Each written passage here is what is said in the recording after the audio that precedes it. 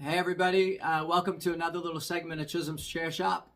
I'm here at my kitchen bench. I'm doing some inlay work, and I think last week I did a little bit about inlay basics. This week I was going to show you some pretty cool things regarding string inlay and then shading of wood to give you contour. I'm doing two projects right now that involve both of those and wanted to show you a little bit of that if you're interested. The first project I've got going on, I'm making a coffee table for someone, and when they were a child, they caught a trout, and they took the trout, put it on a piece of paper, and drew its silhouette. And I've got the silhouette of his childhood trout, and I'm going to inlay this trout into this medallion here. And it's kind of light blue now. When it's wet and it gets finished, it'll look more outer space blue. Okay, but here's the trout, and then I've done this 3-line inlay around the border. The way you do that is you're literally making a sandwich. I had a big wide, this was real wide piece of white wood, and then I had a piece of dark wood in the center, and then white wood again, and then you slice off pieces as you need them, and these come, you know, as you slice them. You can slice them all to about this thickness, and they're all uniform, and they look like that. And that's how I got this kind of picture frame look around the edge. And then I'll probably take this medallion and veneer and put a piece of veneer on the back just to give it strength so that these don't ever break off as easily. You know, so it'll be a nice, you know, 3/16 thick medallion once I'm done. I've learned over the years, I've inlaid like large compass roses or a fish into a table, and the bigger it looks, in my opinion, over time, you regret it because it looks kind of gaudy, I think. Like if you were to win a fishing tournament and the grand prize was a coffee table with a blue marlin inlaid in the top, in my opinion, it'd be over the top. These inlays I've come to realize I like to let the table speak for itself or the piece, and let the inlay be a subtle reminder. Is really all you need is a silhouette. Doesn't have to look exact, but a silhouette works the best. And let the piece speak for itself. You get into too much stuff and it's too much stuff. I just like the traditional kind of folky, handcrafted but well done situation.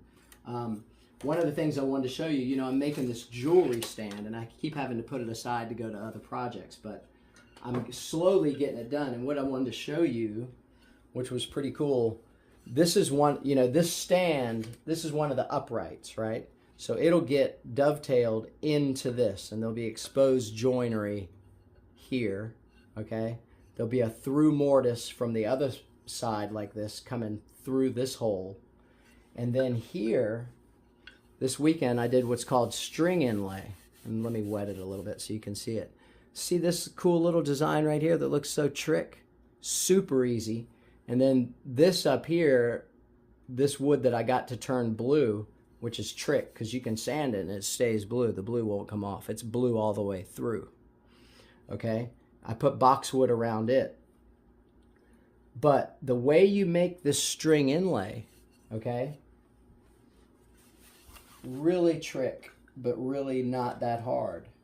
I had to make a tool to do it, but what a guy showed me, I always have loved this pattern. I keep my string a little long at the bottom. It just looks like it's threaded, and I have one piece go under the one and over the other, so it does look like it's threaded together, that string. But that's wood. And so what I did was I made a pattern for one side only. And see how it fits right there? Okay? So then I drew a straight line down the middle, and then I knew where my straight line came through my pattern, so I marked it there.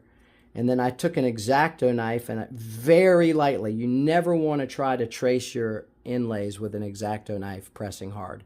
It never works. You'll slip. So then I traced this very lightly with an X-Acto knife.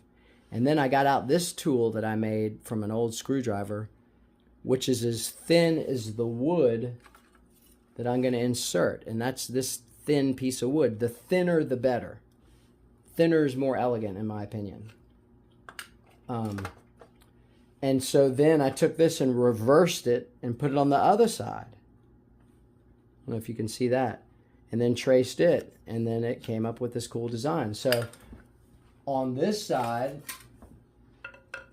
I haven't finished it yet, okay? What I did wrong is when I made these diamonds, I made them close to exact, but not exact, because they're on opposite sides of the piece. You'll never see them together, side by side, right? And I put one diamond in the wrong hole and the other one in the wrong hole. So I had a little bit of reveal I didn't like right here. You can see it right there, okay? It just wasn't perfect. It's fine. Nobody's going to know. And it's going to look hand done. But there's a way to make that go away. And what I've learned over the years, and other woodworkers might know better ways, but I've learned that if you have to use any kind of filler, darker than the wood you're using is much better than having it being lighter than the wood you're using, okay?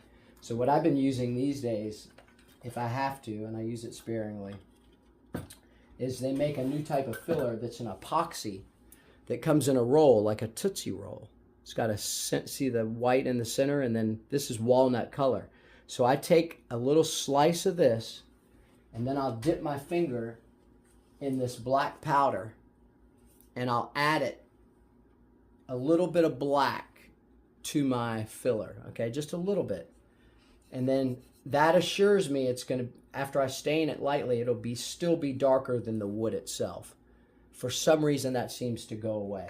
So I even, took that smear when I was done inlay, and I just smeared it all over the place, just to get in every little pore. And I did the same on this. And as you can see by this one, it just goes away. And also, if you use hide glue, then I took a needle, before I put this wood in on edge, I put one side down on edge.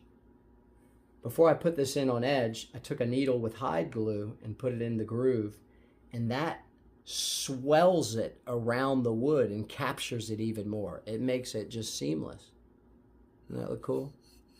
And then there'll be exposed dovetails down here. It's going to be a cool jewelry stand. I'm just taking my time. So, and then here's the bottom. It's got a rosewood medallion and then 3-line Charleston inlay around the skirt. But back to the fish.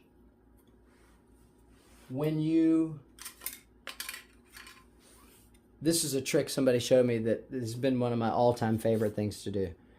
This is a marlin piece I worked on one time. Can you see that? Marlins are two-tone. A trout is speckled. It's got so many colors you couldn't recreate it in wood, nor would you want to. A silhouette works best. But in this case, since I had two tones, I dipped the brown one in hot sand, and that gave it that appearance. See the shading? It gives it contour, okay? Now a trout like this doesn't have two tones, right? But what I've come to realize over time is that you can shade the top, even though the sunlight's coming from the top. It depends on your perspective. You can shade the top and the bottom, and it'll look just as round as it would if you shaded it in the middle. Okay, I don't know if that makes any sense, but anyway, let me change the camera angle and I'll show you how we'll do this, and we'll make this trout look even more realistic. Hold on, stand by. Okay, I'm back. So what I want to do, I've had this sand. This is hot sand.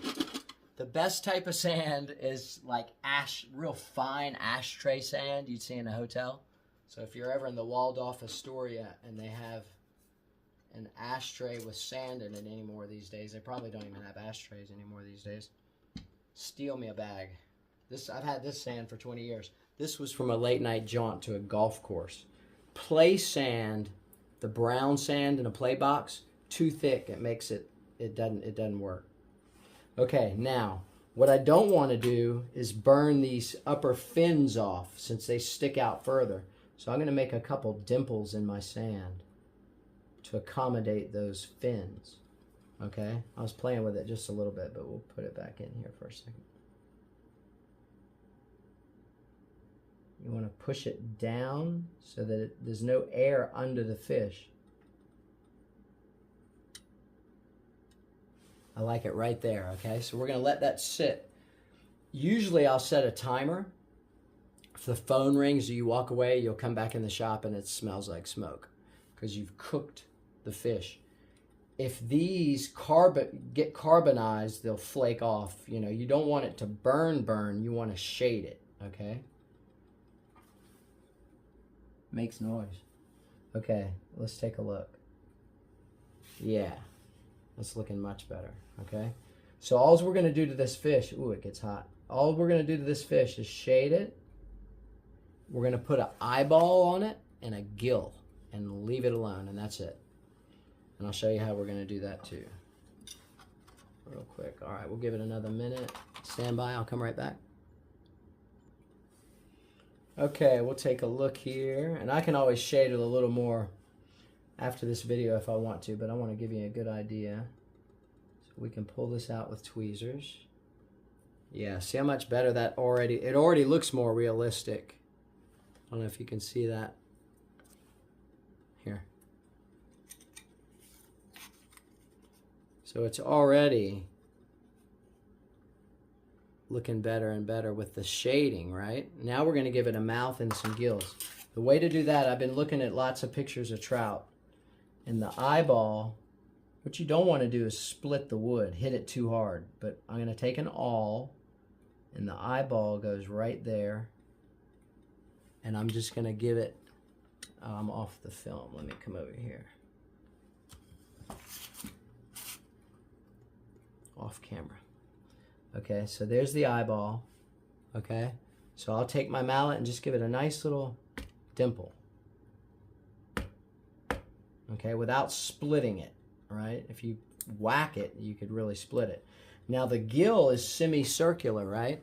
So I've got an old carving gouge. I don't know if you can see the tip of that. Let me see if I can change the angle, and you might see it every now and then. Yeah, you can probably see it there next to that white. That is the same size as this gill. Okay, so I'm going to make an incision by hitting this one time right there.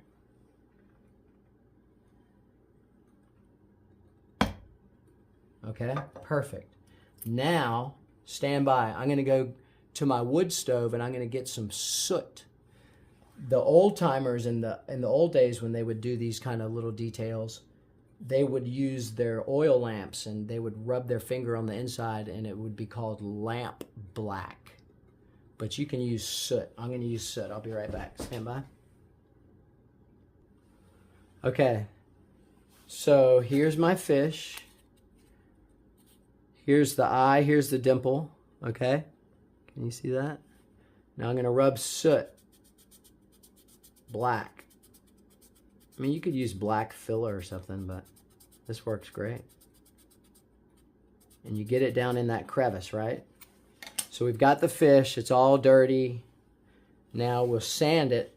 And if we don't sand it too deep, I'll put it on a block. If we don't sand it too deep, that soot will stay and the fish will look clean and shaded.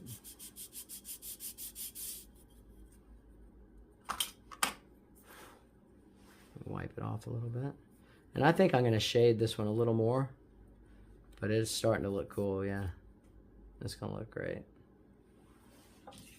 So anyway, yeah, check that out. Doesn't that look a lot more realistic than it did plain at the beginning? So I'll work on this and I'll doctor it up, but those are some little tricks to getting something like a medallion like this made. Once I make the medallion, the rest will be easy, but I want this to be perfect and I want the customer to be real happy with it. So anyway, stand by. Anyway, I hope that was informative. I hope everybody has a great Monday.